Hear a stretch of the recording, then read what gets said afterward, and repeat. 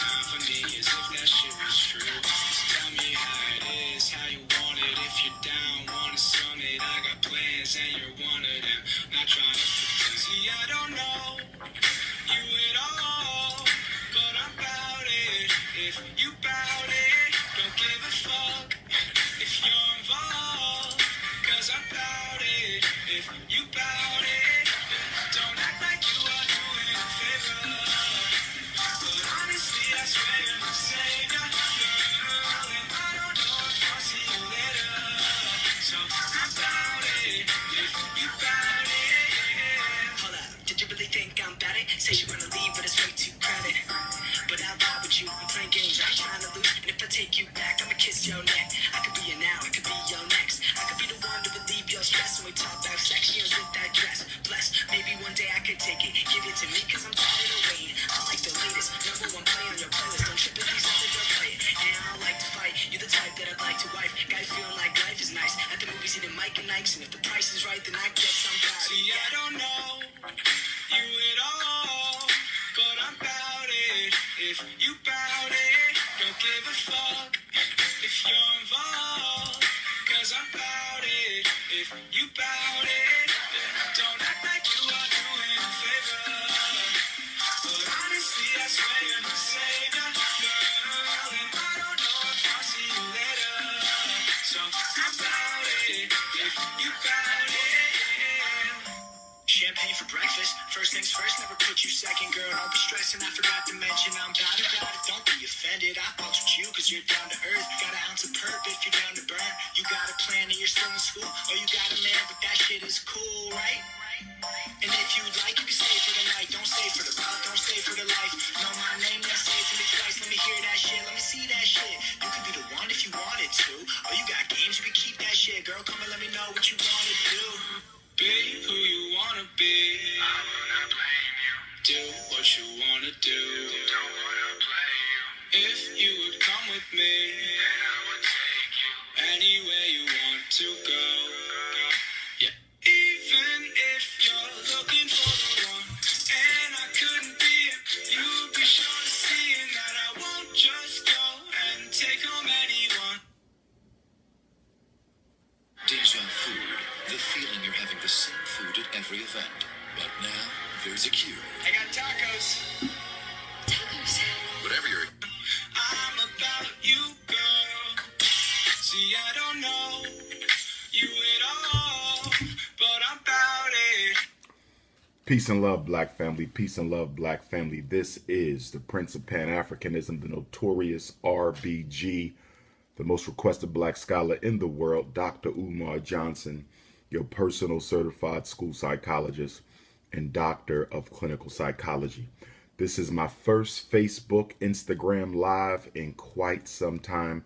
I was banned from Facebook and I was also prevented from uploading on Instagram. So in the new year, my plan is to send all of my videos through my website, drumarjohnson.com, which is under construction. So make sure you thumbnail the website because I'm going to start directing everything through the website since these European platforms keep on banning me and shutting me down for absolutely no reason at all.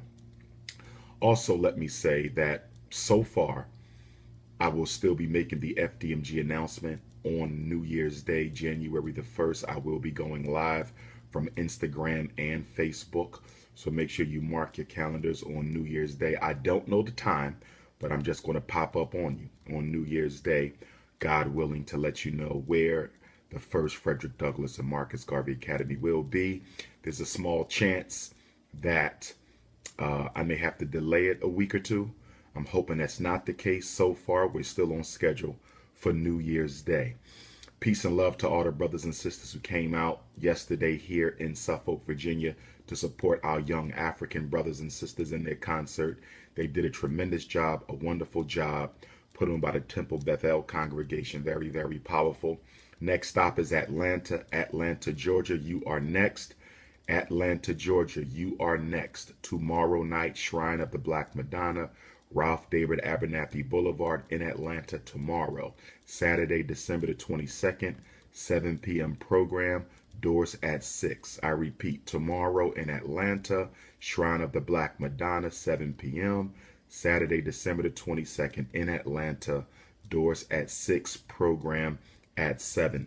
I'm not going to keep you guys long today, but what I want to do is I want to briefly review this new President Trump bipartisan new crime bill known as the First Step Act. It is being celebrated in the popular media as some sort of a saving grace for mass incarceration, and it is not. What you have here is akin to President Obama's My Brother's Keepers Act, which really didn't have any protein in it, just a lot of empty carbohydrates. And just like President Obama's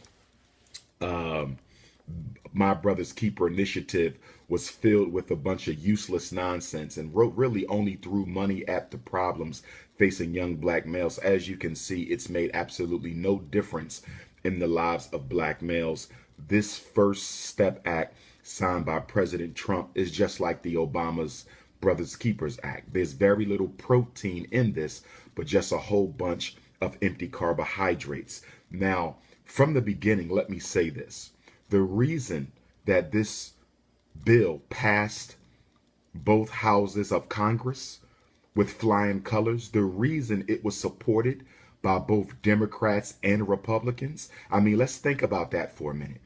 Let's think about that for a minute. When was the last time we had a crime bill that was supported by both the Democrats and the Republicans and that passed both the Senate and the House with flying colors? We would have to go all the way back to 1994. That's right, more than 20 years ago, to the Bill Clinton's crime bill.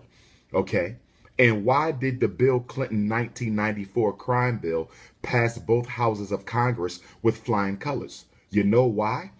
Because everybody was happy that it was going to swell up the prisons more than ever before. Three major provisions of the Bill Clinton crime bill from 1994. Number one, it gave us mandatory minimum sentences for nonviolent drug-related offenses. Number two, okay, a mandatory federal 3 strikes and you're outlaw. Okay, get 3 felonies and you'll be in jail for the rest of your life. Number 3, welfare to work. It forced a lot of poor and underprivileged, particularly single black mothers. It forced them off of welfare and into work. Okay, and then on top of that, it paved the way for the criminalization of child support. The criminalization of child support was also an outcome of Bill Clinton's 1994 criminal federal crime bill. So we know that whenever the Republicans and the Democrats get behind a crime bill, it's normally because it's going to hurt black people, not help black people. And the one thing Bill Clinton gave us in that 1994 crime bill was what, brothers and sisters? Midnight basketball. Midnight basketball. So after you created 3 strikes and you're out, after you created mandatory minimums from nonviolent drug-related offenses, you then give us a midnight basketball program. And black politicians and the black bourgeoisie and black preachers celebrated Bill Clinton's crime bill. The only thing you got out of it is a stereotypical, okay, run and jump Negro basketball program out of the Bill Clinton crime bill. That's what you got. Now, let's look at this new one, the First Step Act. You know why this was celebrated by both houses of Congress? You know why this passed with sweeping, with flying colors? Is because it does really nothing. It does almost nothing to change the unfair criminal injustice laws in this country imposed against black people. That's why it passed. That's why it passed. There's no protein in this. So I'm only going to keep you guys for an hour today.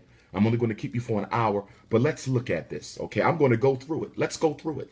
See, black people have a bad habit of celebrating victories that are not even victories.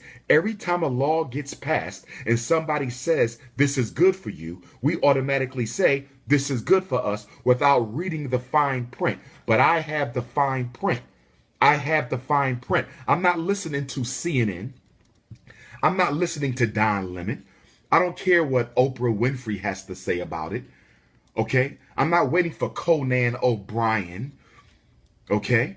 I don't need a Soledad to tell me whether or not this is good. We have to read for ourselves. Stop letting other people interpret your reality for you. Stop letting other people interpret your reality for you. Because when you let other people interpret your reality for you, they control your narrative. They control your narrative. If you're going to let the New York Times and the Washington Post and USA Today and the Philadelphia Inquirer interpret your reality, then you're giving them the right to control your narrative. We can't afford that no more. This is the last year of our 4th century in America. Take a minute to think about what that means, brothers and sisters. This is our last year of our 4th century in America. Our 1st century under white oppression, mind you. We were here before, but I'm speaking of those of us, including myself, who are the descendants of enslaved Africans who were brought here as property on ships. That's what I'm talking about. For us, this is the last year of our 4th century. That's significant. 1619 to 1719 was our 1st century. 1719 to 1819, our 2nd century. 1819 to 1919, our 3rd century. And by the way, our most progressive century. 1819 to 1919, the birth of Frederick Douglass to the rise of Marcus Garvey. 1819 to 1919, the birth of Frederick Douglass to the rise of Marcus Garvey was our most progressive century, okay, in the diaspora since our fall from prominence in Africa. And then the last century, 1919 to 2019. And I don't know what the hell this is. I don't know what the hell this is. But this is the last year of the African in America's 4th century. 2018, our last year. So we got to do some serious house cleaning, some serious soul searching, some serious narrative changing, and some serious relationship assessments. We need to review our relationship with the Democratic Party. We need to review our relationship with the black church. We need to review our relationship with the black businesses, the United States government. We need to renew our relationship with God. We need to renew our relationship with each other, with the ancestors. The black man and the black woman need to review and assess our relationship with each other. Okay? We can't go into 2019 the way we're leaving 2018. We can't go into 2019 the way that we're leaving 2018. So let's get into this. Stop celebrating empty victories. When you celebrate an empty victory, what you do is you give the government an opportunity to take a break. You did this with Obama 8 years ago. You did this with Obama 8 years ago. You did this with Obama 8 years ago. A so-called black president gets into the White House and black people celebrate. What are you celebrating? Did you read Obama's program? Did you read Obama's agenda? Did you study the fine print? No, you celebrated it. Why? Because the black bourgeoisie said it was a victory. Right now, you're celebrating the First Step Act. Why? Because the black bourgeoisie said it was a victory. Stop allowing the black bourgeoisie to be your intellectual filter. Stop letting the black bourgeoisie be your intellectual filter. No one should interpret your reality but you. No one should interpret your reality but you. Let's go through it. Let's go through it. Washington, D.C., I will see you Friday. Washington, D.C., I will see you Friday. December 28th, Thurgood Marshall Center. Doors at 5, program at 6. Vendors will be in the building. In Washington, D.C., Kwanzaa Friday, December the 28th. Doors at 5, program at 6. Dallas, Texas, we not canceling. Dallas, Texas, you will see me. Dallas, Texas, you will see me. Sunday, December 30th, Dallas, Texas. First visit in almost 4 years. Last lecture of the year is going down at the Texas Theater in Dallas. 4 o'clock. Doors at 3. Next Sunday, December the 30th. Dr. Umar's last lecture of the century. The last lecture of the quadricentennial will be in Dallas, Texas, at the Texas Theater, 4 o'clock. Tickets drumarjohnson.eventb.com. drumarjohnson.eventb.com.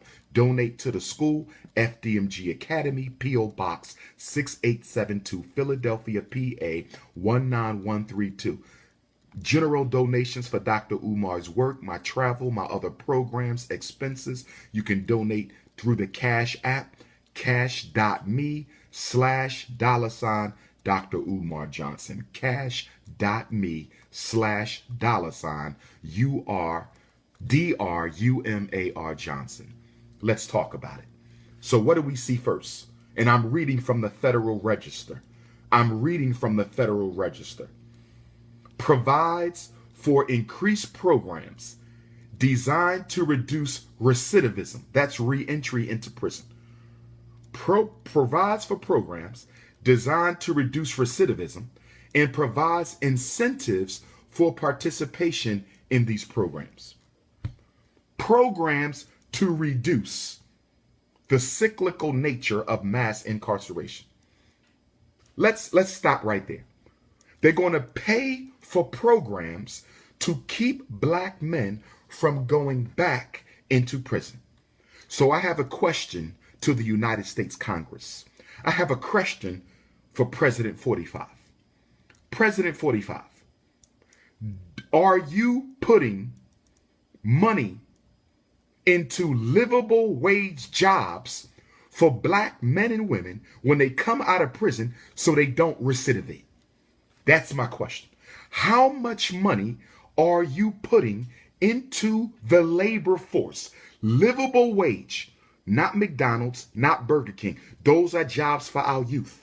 Those are jobs for our youth. Those are not jobs for men and women in their 40s and 50s with 3, 4, 5 kids. What kind of money are you putting into the jobs that you claim? You're saying you want to stop recidivism. You're claiming you want to stop recidivism. So if you want to stop us from going back into prison, that means you're going to create jobs for black people. Show me the damn jobs. Show me the damn jobs. I'm not playing with y'all in the new century.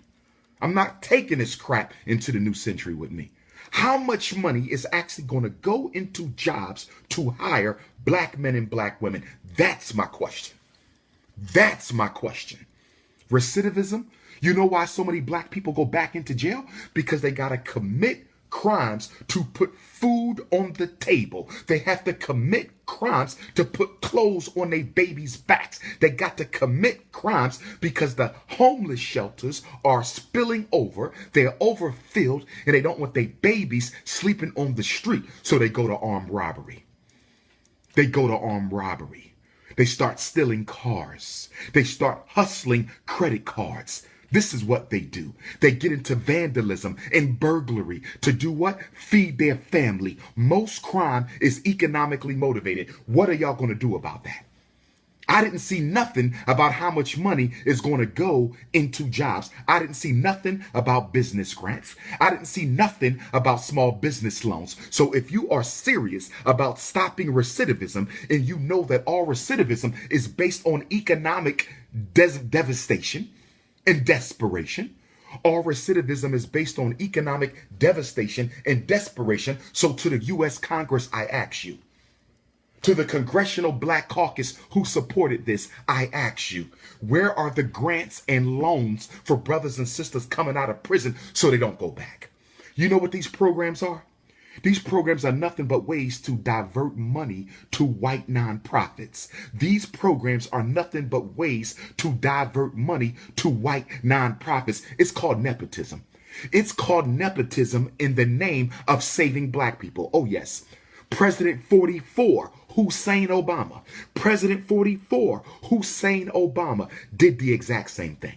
He did the exact same thing. My brother's keeper did nothing but throw money at the program using black people and saving black boys as a diversion and distraction from President 44 giving money to white liberal nonprofit organizations so they can eat food and feed their families on the backs of black people disguised as help for us. That ain't nothing but free money for white nonprofits.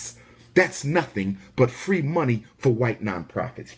Next, implements. Now they're bringing in the psychology and the eugenics. Listen to this, brothers and sisters. Now they're bringing in the psychology and the eugenics. If you're having trouble on Instagram, go to Facebook, Dr. Umar Ifatunde. If you're having trouble, my Instagram family, go to Facebook, Dr. Umar Ifatunde, Ifatunde. All right? Now listen to this. Here's where the psychology and the eugenics is coming in. Implements a post-sentencing dynamic risk assessment to determine an inmate's risk of committing more crimes upon release from prison. Stay with me, brothers and sisters. See, this is the IQ test for prison. Remember, I told you the IQ test does not measure how intelligent black children are, but they love to come up with these predictive assessments. We're going to predict how well you do in college. We're going to predict whether you can succeed on the workplace. We want to predict and predict. That's eugenics. That's eugenics, determining a person's potential based off of a superficial, pseudoscientific, white psychological instrument. Okay? How are you going to predict his risk of selling more drugs? How are you going to predict her risk of committing more crime? You can't predict nobody's risk of committing crime when they get out, except for the fact that you're not going to give them a job. That's how you predict it. No job, they will come back. You don't need no damn tests. This is bogus crap. This is bogus crap. Let's read it again. Implements a post-sentencing dynamic risk assessment. And you know how they love to create words. They love to create words. What is the definition of power? The definition of power is to define someone's reality and make them accept it. So they're going to create a dynamic risk assessment. Here we go. Another worthless, useless, racially biased psychological test. Another worthless, useless, racially biased psychological test. Another worthless, useless, racially biased psychological assessment. We're going to implement a post-sentencing dynamic risk assessment system to determine an inmate's risk of committing more crimes. Guess what, brothers and sisters? This doesn't help us because they never had that before. They never had that before. This is going to hurt because now they're going to bring in the white psychologists. Here we go. Here we go. Eugenics, population control. Here we go. Demonizing the African mind. Here we go. They're going to bring the white psychologist in, and the white psychologist is going to sit down with your father, sit down with your uncle, sit down with your brother, sit down with your cousin, sit down with your nephew, and they're going to ask them a whole bunch of tests. Come take these tests. We have some questions we would like for you to answer. Okay, this is what I do for a living. Certified school psychologist, 20-year master. We want you to answer some questions. And then after they answer the questions, they're going to score them. And they're going to do what? Interpret the data. And they're going to come back and say, based on our dynamic risk assessment for your potential for committing more crimes, you earned a score of a 95. That's very significant. And because you earned a score of a 95 on this racially biased, pseudoscientific, worthless, useless, culturally insensitive, glow-in-the-dark, X-Men, Black Panther, Superman, Batman, Caveman, Lord of the Rings as tests, you cannot go home. We have to keep you for 5 more years. Mark my words. I promise you, this so-called dynamic risk assessment, okay, for determining whether or not they're going to commit more crime is going to work against our brothers and sisters getting out. Mark my words. Now, let me ask you a trivia question. For those of you who have studied and followed me through the years, what is the relationship between your SAT score in your ability to finish college? What is the relationship between your MCAT score and your ability to finish med school? What is the relationship between your GRE score and your ability to finish grad school? What is the relationship between your LSAT score and your ability to finish law school? Guess what? The predictive validity of those tests is almost a zero. The predictive validity of those tests is almost a zero. The predictive validity of those tests is almost a zero. So can I ask you a question? Can I ask you all a question? If the predictive validity of every single test in America is almost a zero, useless predictability, if every psychological instrument used has almost no predictive validity, can you please explain to me how this new dynamic risk assessment is going to predict your risk for committing more crimes? Explain it to me. It can't. So why is that in there? This is a little trick, a little glitch that they're putting in the system. So if they don't want somebody to get out of jail, they'll just have the psychologist come and do their dynamic risk assessment and keep their asses in. That's what that is. That's what that is. That's what that is. If you're having trouble on Facebook, go to Instagram. If you're having trouble on Facebook, go to Instagram. Let's go to the next one. Establishes eligibility criteria for and incentives for participation in evidence-based recidivism reduction. Time out. Wait a minute. Criteria and incentives for your participation in evidence-based recidivism reduction. Evidence-based means research has been done and has proven that these things, if they are done, will reduce the likelihood that these people will come back to jail. Evidence-based recidivism reduction. Can I ask you a question? If America has some evidence-based recidivism reduction strategies, then why does the United States incarcerate more people than any other country in the world? Explain to me, if you have evidence-based recidivism reduction strategies, why do you have more people in prison than any other country in the world? This is the so-called land of the free and home of the brave, but you incarcerate more people per capita than any other nation on earth, but you have evidence-based recidivism reduction. Can we please learn what these strategies are? Because if they worked, why in the hell is your prison population continuing to grow? Explain it to me. Here we go again with them using words that don't mean anything. Here we go again with them using words that don't mean anything. Evidence-based recidivism reduction. For my special education parents, how many of you been at meetings where they said we're going to use evidence-based instructional strategies to improve your child's reading skills? Special ed parents, how many times you've been at a meeting where they said we're going to use evidence-based math strategies to improve your child's math skills? How many times have you heard them say we're going to use evidence-based ADHD strategies to help your child focus and concentrate in class? And how many of these so-called evidence-based strategies have actually benefited your child? None of them. None of them. The only reason why Donald Trump and the U.S. Congress passed this bill, because it don't mean a damn thing. It was simply a way to placate blacks, because we haven't had no laws passed for us, okay, since the Civil Rights Bill. So they said, give them Negroes something.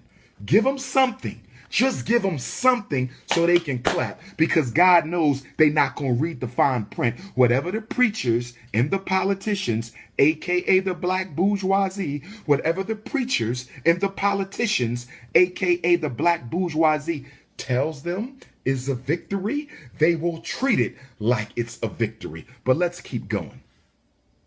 Establish eligibility criteria and incentives for participation in evidence-based recidivism reduction programs by allowing prisoners to earn time credits for pre-release custody.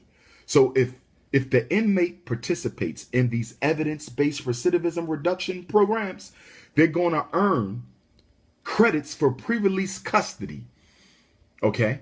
For example, a prisoner may earn 10 days of time credit for every 30 days of successful participation in a recidivism reduction program or other eligible activity. However, only prisoners classified as minimum or low risk. See, here's the fine print. I'm reading. However, only prisoners classified as minimum or low risk may redeem these time credits to reduce their sentence. I don't think you just heard what I said. Did anybody just hear what I just said? Did anybody hear what I just said? Did anybody hear what I just said? If you participate in these bogus ass evidence-based recidivism reduction programs while you in jail, they will take 10 days off of your sentence for every 30 days that you serve. So let me ask you a question. I have a 20-year bid for cocaine distribution charges. 20 years. I participate in this bogus recidivism reduction program, right? I got a 20-year sentence. So for every 30 days I serve, they're going to take 10 days off my sentence. So let's say I do this for 2 years. 2 years straight, right? That's 24 30-day periods, right? So 24 30-day periods times 10 days is 240 days. So if I do 2 full years of the recidivism reduction program and I got a 20-year sentence, guess how much time comes off my sentence? 240 days. I don't even get a whole year off. For 2 years participation, I don't even get a year off. And then wait. However, only prisoners classified as minimum or low risk may redeem their time credit. So if you are not minimum or low risk, you can't even turn that in to get your time.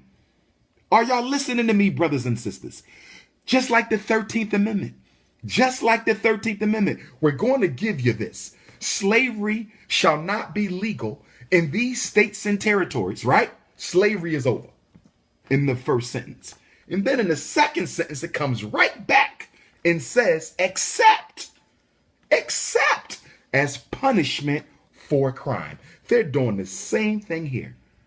Neanderthal double talk. Neanderthal double talk. Okay? So you do all this time, and then you say, okay, I done did 5 years of this recidivism reduction program. 5 years. Y'all owe me 480 days off my sentence. And then they come and say, we're sorry. You are not minimum or low risk. And because you are not minimum or low risk, you cannot redeem your 10 days off for every 30 days served to reduce your sentence. And guess what they don't tell you? Who decides if you are minimum or low risk? Who interprets your risk assessment? Let's go back up. We have the dynamic risk assessment system. See how they play games with us? They make you think they're going to help you, and then they stick something in and say, wait a minute, the psychologist has to evaluate you. The psychologist needs to evaluate you. And after the psychologist reevaluates you, determine your risk. So one psychologist, one person can say he's moderate risk to reoffend. He's maximum risk to reoffend. And just because of what one person said, all that time you served in that phony ass recidivism reduction program goes right out the window, brothers and sisters. Stop celebrating laws until you read the fine print. Stop celebrating laws until you read the fine print. 1964 Civil Rights Bill. 1964 Civil Rights Bill. Okay? No discrimination against people of color, black people. Then they said, but you've got to include women, gender, and sexual orientation. Gender and sexual orientation. And behind gender and sexual orientation, everything we fought for went to other communities. Let's keep on going. So, in addition to the exclusion, preventing all but those classified as minimum or low risk. Let me read that again. I hope you're listening. In addition to the exclusion, preventing all but those classified as minimum risk. Did you hear what I just said? What did I just say? Everybody is excluded from benefiting from this incentive unless you are classified as minimum or low risk. So let me ask y'all a question. How many black folks in federal prison are classified as minimum or low risk? I ask you again, how many black folks in federal prison are classified as minimum or no risk? So let's keep going. In addition to the exclusion, preventing all but those classified as minimum or low risk from redeeming time credit, the bill makes it clear that violent and high-risk criminals convicted of certain serious offenses are ineligible for pre-release custody programs. Violent, I can understand the violence. I can understand the violence to an extent because some of them were wrongfully convicted. So you can't just say violent offender because you don't know how many violent offenders took a plea bargain. You don't know how many violent offenders were innocent but couldn't afford adequate representation. So don't just say all violent offenders should be removed because you don't know if they were guilty. You don't know if they were guilty. But this says if you're violent, not only violent, but it also says high risk criminal. Here we go again. Neanderthal definitions. Here we go again. Neanderthal definitions. What is a high risk criminal? You know what a high risk criminal is? Whatever the psychologist says they are. That's what it is. So if you are violent or high risk criminal convicted of certain serious offenses, you are ineligible for pre-release custody programs. This includes those convicted of crimes relating to terrorism, murder, sexual exploitation of children, espionage, violent firearm offenses, or those that are organizers, leaders, managers, supervisors in the fentanyl and heroin drug trade. Prisoners are also ineligible to apply time credit if subject to a final order of removal under the Immigration and Nationality Act. Let's keep going. Preparing inmates for successful return to society provides more meaningful employment and training programs for inmates by expanding federal prison industries program. Did y'all hear what I just said? Did you hear what I just said? You got to read between the lines. Listen, let's break it down. Let's listen to the first part. The first part provides more meaningful employment and training programs for inmates, right? So first you say that's not too bad. More meaningful employment, okay? and training, that sounds okay. Let's listen. Let's listen. Then listen to the second. By expanding federal prison industries. How much money do inmates make? 95 cents an hour? $1.10 an hour? 35 cents an hour? If the prison industries haven't been helping black folks up until now, what in the hell are they going to learn in the prison industry that's going to help? Now let me show you the Machiavellianism in this. Let me show you the Machiavellianism in this. You know what this is called?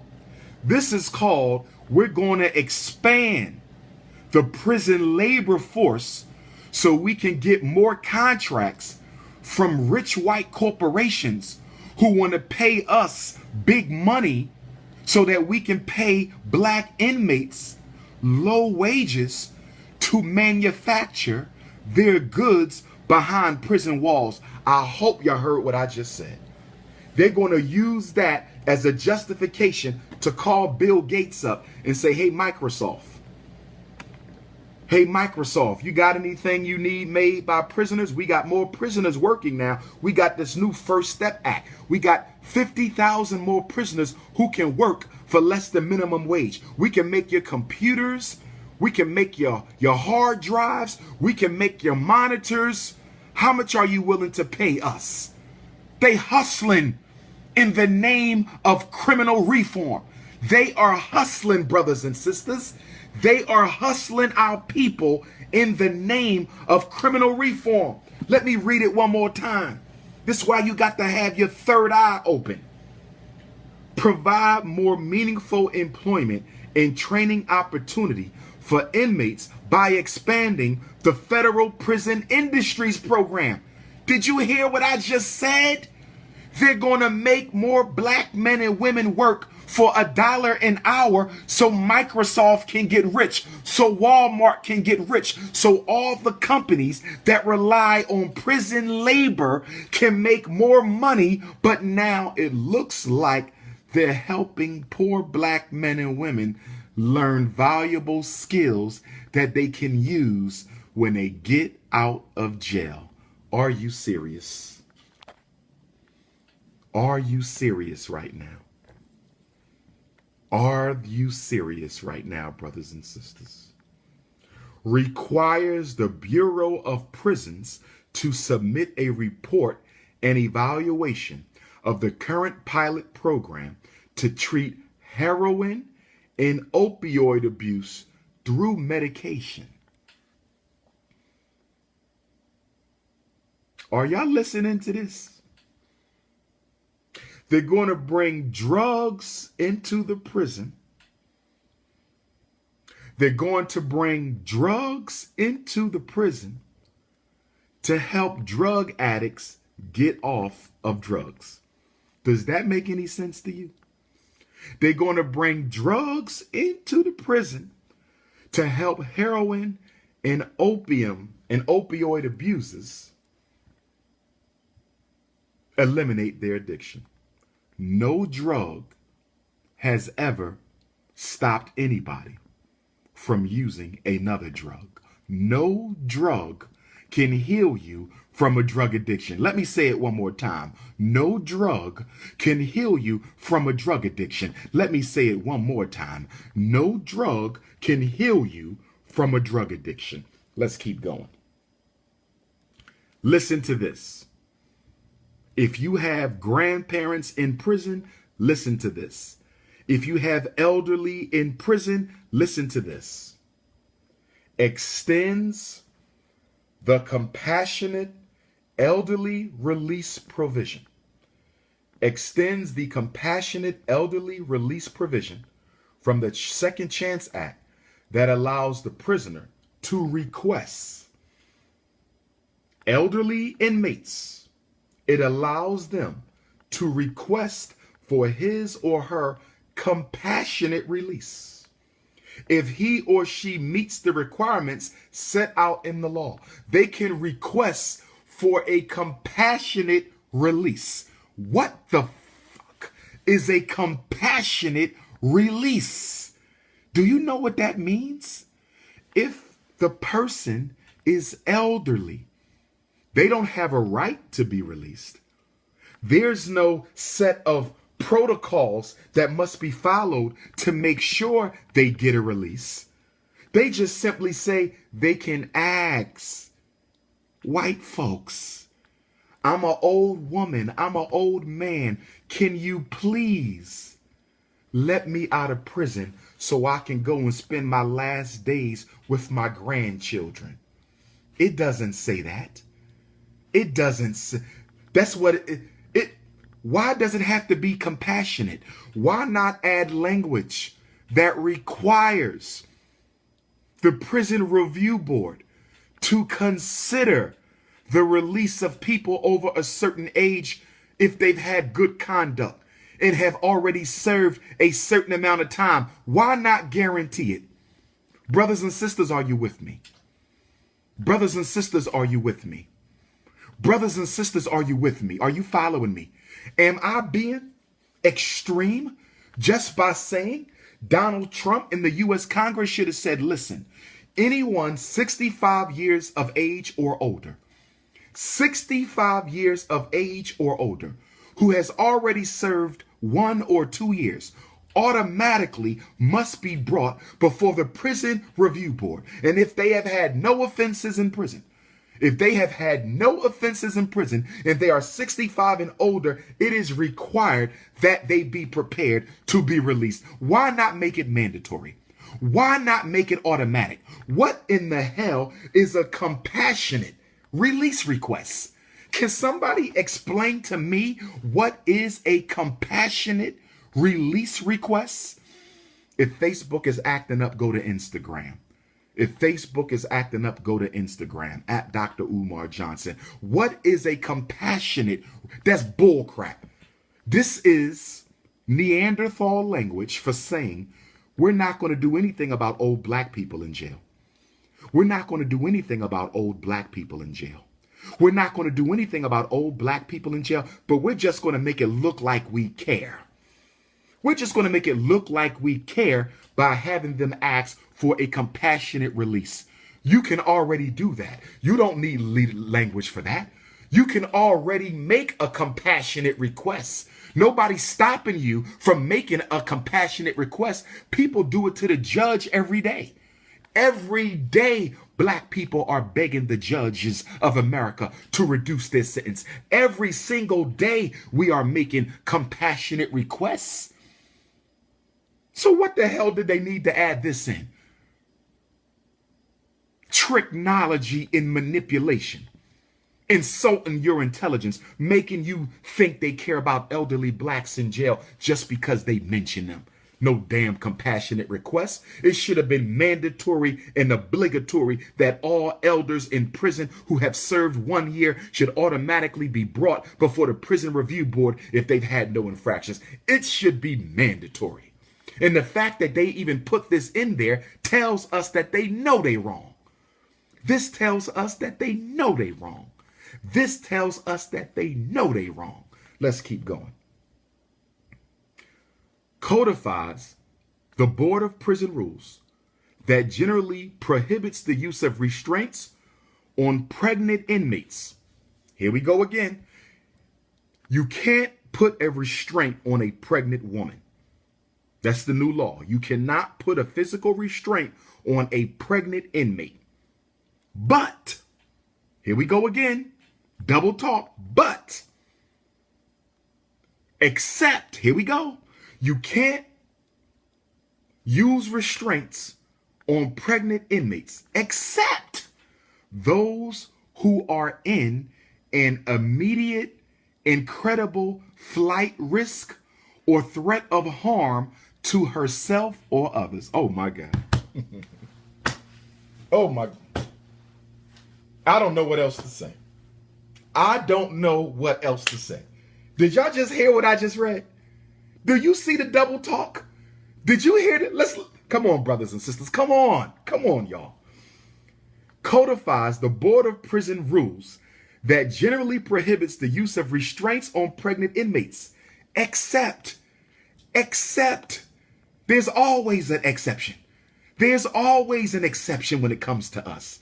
There's always an exception. So we're talking about pregnant women, except those who are in an immediate and credible flight risk. Who determines if a pregnant black woman is an immediate and credible flight risk? Who determines if a pregnant black woman is an immediate or credible flight risk? Who makes that determination? Can somebody ask me a question? Answer me a question. Brothers and sisters, I got a question for y'all. They're saying you can use the restraint if the pregnant woman is an immediate or credible flight risk. Can I ask y'all a question? What pregnant woman? Please help me out. Please help me out. Instagram, help me out, brothers and sisters. Instagram, help me out. Facebook, help me out. What pregnant woman do you know is an immediate flight risk, who can climb over the prison bars, crawl through the tunnels, jump over the barbed wire with an orange jumpsuit? What pregnant woman do you know is going to risk hurting her baby to engage in something? She can't run from the cops. Who's she going to run from? She's pregnant. What pregnant woman is a flight risk? What the hell are they talking about? What pregnant woman is a flight risk? Somebody help me out. What pregnant woman is a flight risk? And then it says, or if she is a threat to do harm to herself or others. What pregnant woman can beat down a guard or another inmate pregnant? I mean, I know early trimester, first trimester, maybe, but come on. That's not even real. Here we go again. So with the elders, they didn't. Them, and now with our pregnant women, they didn't do nothing for them either. This ain't nothing but 13th Amendment language. This ain't nothing but 13th Amendment to the Constitution language. No more slavery except if you commit a crime. You see that? You see that? Compassionate elderly release. If they ask for it, they might get it. They can ask for it, but there's no guarantees. Pregnant woman cannot be put in physical restraint unless she's a flight risk or a risk of doing harm to somebody else. That's ridiculous. That's ridiculous. That's ridiculous. Let's keep going. Man, now listen to this one. This one gonna blow your mind. Get ready for this one, y'all. This is Dr. Umar Johnson, live in Virginia, and I am reviewing the key provisions of the new federal First Step Act, the new crime bill, the largest and most major crime bill that we've gotten since Bill Clinton's 1994 crime bill. That's what this is. 94 to 04 to 14 is 20 years. We're almost 25 years. We waited 25 years for this garbage. We waited 25 years for this. 25 years for this is what we're waiting for. And you got black folks running around talking about we got some justice. You know why? Because they want to stop your revolution. They want to stop your revolution. And the only way they can stop your revolution is to make you believe in the democratic process. They stopped your revolution with Obama. They stopped your revolution with the Civil Rights Bill. They stopped your revolution with the Voting Rights Act. And now they want to stop your revolution with the First Step Act. They said we better give black folks something. You better give them something because they ain't got nothing in a long time. Barack Obama ain't do nothing for black folks. All his laws was for other people. So we better give them something. Listen to this one. This one really gonna make you laugh. Mandates that inmates be housed. Listen, this is dealing with when they send out people far away from their homes. This is dealing with when they send out people far away from their homes. This is dealing with when they send people far away from their homes. Listen, mandates that inmates be housed no more than 500 miles from the prisoner's primary residence. So they're saying you cannot, federal only, not state. This is not state. This is not county. This is only federal. And of course, federal inmates are only 10% of all inmates. So this don't even apply to you unless you in Fed. Let me clarify, brothers and sisters. Let me clarify, brothers and sisters. This is not state. This is not county. This is only for those 10% of inmates who are in federal custody. If you are not in federal custody, what Dr. Umar is talking about does not matter to you. Everybody got me? This is fed time only. So it's saying mandates inmates be housed no more than 500 miles from the prisoner's primary residence and grants authority for prisoners to save money in an escrow account to be used for pre-release expenses such as transportation and housing. No more than 500 miles. No more than 500 miles. Can I ask y'all a question? Here they go, insulting your intelligence. So your husband, your wife, your friend, your loved one is locked up. And the new law says you can't be locked up more than 500 miles, right? So let me do a little something. Let me do a quick map quest from Southern Virginia to Philadelphia, where I am now. I'm driving back to Philadelphia. Let's see how many miles it is. I'm driving back. We're ready to roll. Okay. Drive safe. Guess what? I am 300 miles from Philadelphia. A 6-hour drive. I am 300 miles from Philadelphia. A 6-hour drive.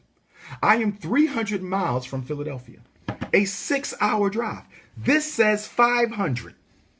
This says 500. Do you know what that means? Do you know what that means? They are saying that the prisoner can be locked up, okay, a 10 hours drive away from where they live. Can somebody please explain to me how that is progress? Can somebody please explain to me, okay? Can somebody please explain to me how being locked up 10 hours from your house is progress? Help me. I'm gonna wait. I need an answer. I need an answer. Again, this is saying that you cannot be locked up more than 500 miles from your primary address. You cannot be locked up more than 500 miles from your primary address. You cannot be locked up more than 500 miles from your primary address. 500 miles is about 10 hours. 10 hours. So if I live in Philadelphia, I can be locked up 10 hours away in Indiana? That's progress? I could be locked all the way up in upstate Michigan if I live in Philly? That's progress? 500 miles is the best y'all could do? 500 miles is the best that y'all could do with this fake crime bill? Are you serious? Let's keep going. Clarifies the formula by which the Board of Prisons calculates good time credit for good behavior in line with original congressional intent. Under current law, prisoners can earn up to 54 days per year for good behavior in prison. So right now in a federal prison, you can earn up to 54 days off your sentence per year, which I think is sad. They giving us 30-year sentences. They giving us 20-year sentences, even 5 and 10-year sentences. And all I can get is 54 years for every 54 days off of every 365 days that I serve. That is sad. That is sad. And it does nothing to increase the minimum wage that they give prisoners. Notice you don't hear anything about an increase in the wage for prisoners. You don't hear anything about the increase in the wage for prisoners. Requires the director of the Board of Prisons to provide a secure storage area outside the secure perimeter for employees to store firearms or allow for vehicle lock boxes for firearms. What that got to do with us being in jail? I don't give a damn about no guns that the damn correctional officers own. What they need to bring their guns to work for? What they got to do with us? Why is that in here? What is that in here for? Okay? Somebody just said it. Tiffany Brown, excellent comment. Tiffany Brown on Facebook, excellent comment. Trump is really helping out his federal business partners. Thank you, sister. Thank you, sister. Very perceptive and insightful observation. All this is going to do, okay, is put more black inmates to work slaving for white corporations, expanding the damn prison industries. Expanding the prison industries. And the prison industries ain't nothing but a caveat for corporations who want to use cheap labor.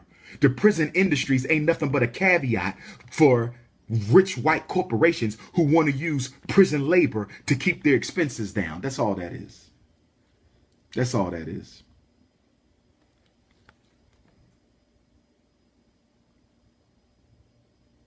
Brothers and sisters, I got another page, but I'm not going to be able to get to it right now. I'm going to save it for later.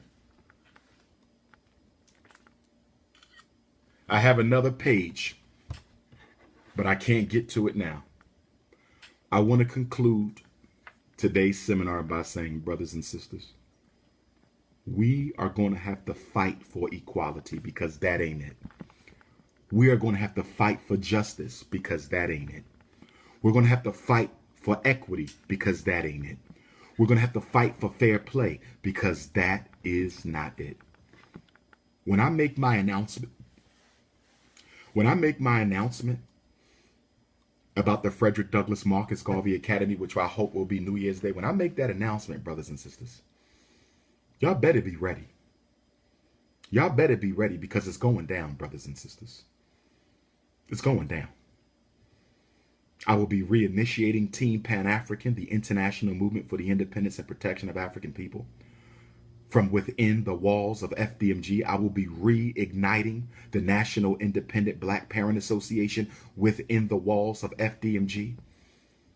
I'm looking for serious brothers and sisters. I'm not looking for Facebook addicts. I'm not looking for Instagram addicts. All those brothers and sisters who y'all love and follow, who y'all call leaders, who ain't led nobody no damn where. All those brothers and sisters who sit up on Facebook all day long, monetizing conscious rhetoric for YouTube dollars. All those brothers and sisters who sit on YouTube all day long, monetizing conscious rhetoric for YouTube dollars. They're useless. They don't care about you.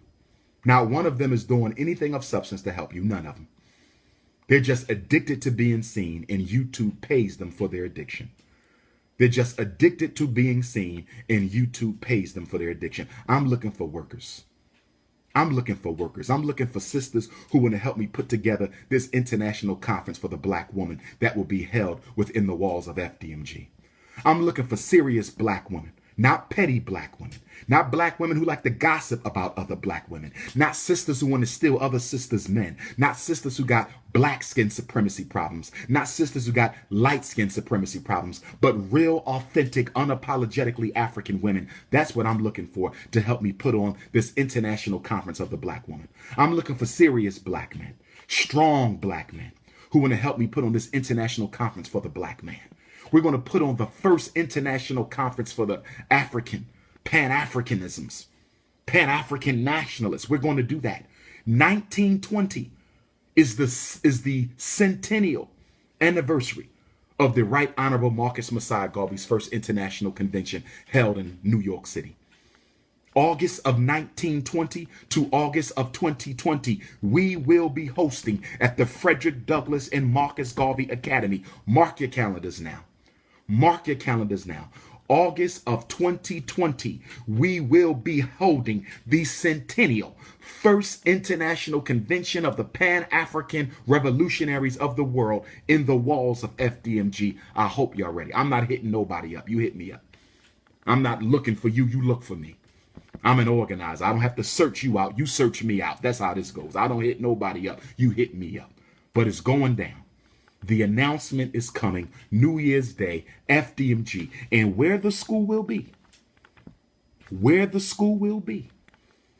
serve as international headquarters for Team Pan-African, international headquarters for the NIBPA, international headquarters for the Independent African-Centered School and Homeschool Network. I will be hosting an annual homeschool and independent school conference. Much respect to CB, Council of Independent Black Institutions. I will work with you. I respect what y'all done, your legacy. I will work with you, but I still reserve the right to do my own thing. I still reserve the right to do my own thing. UNIA ACL, I will always be a member of the UNIA ACL. It's the movement of Marcus Garvey, but I still reserve the right to do my own thing under Team Pan-African. It is a new century. It is a new year. It is time for a new mindset, a new movement, a new mission, and a new manifestation of African glory. That's what I'm here for. That's what I'm here for. I'm ready for work. I'm looking for workers. Y'all just want to sit on YouTube and talk about the problem. Y'all ain't fixing nothing. Where are the workers? Is everybody addicted to YouTube? All I see is people making YouTube videos about the problem. Nobody's solving the problem. It's time to solve.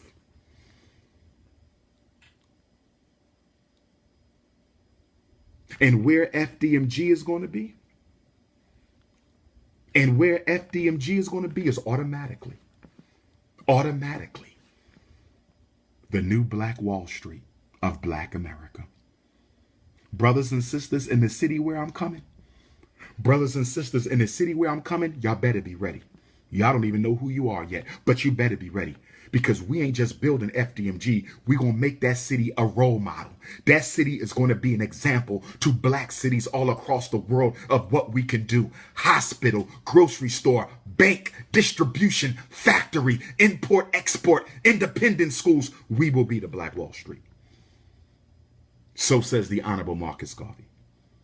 So said the Honorable Marcus Garvey. Mr. Garvey said, where I go, the headquarters of the movement go. So where Dr. Umar go, the headquarters of the movement go. So where I go will become the international headquarters of Pan-African Revolution. That's facts. That's facts. So brothers and sisters, I bid you peace. Black power, good Garvey day. Atlanta tomorrow night. Shrine of the Black Madonna, 6 o'clock. Washington, D.C., Friday night, Thurgood Marshall Center, 6 o'clock. Detroit, Michigan, Saturday night, Northwest Activity Center, 5 o'clock. Detroit, Michigan, Saturday, December the 29th, Northwest Activity Center, 5 o'clock. And last but not least, Black Texas, are you ready? Black Texas, are you ready? Black Texas, you will be my last lecture before black folks in America go into our 5th century of struggle in America. You're the last lecture of the year, and you're the last lecture of the century. So I'm bringing the pain to Washington, D.C. and Dallas. I'm bringing the pain to the Texas Theater on Sunday, December 30th. Get your tickets. drumarjohnson.eventb.com. If you need tickets for Atlanta and Detroit, if you need tickets for Atlanta and Detroit, you have to go to canansbuilders.eventbrite.com. canansbuilders.eventbrite.com. canansbuilders.eventbrite.com for Atlanta tomorrow night, in Detroit Saturday night. That's a different site. Because it's not my event. I'm the speaker. I'm not the sponsor. I'm the sponsor in DC. I'm the sponsor in Dallas. You get those tickets at drumarjohnson.eventb. Atlanta and Detroit is Eventbrite. DC and Dallas is Event B. Atlanta and Detroit is Eventbrite. DC and Dallas is Event B. Peace and Black Power family, the Prince of Pan-African.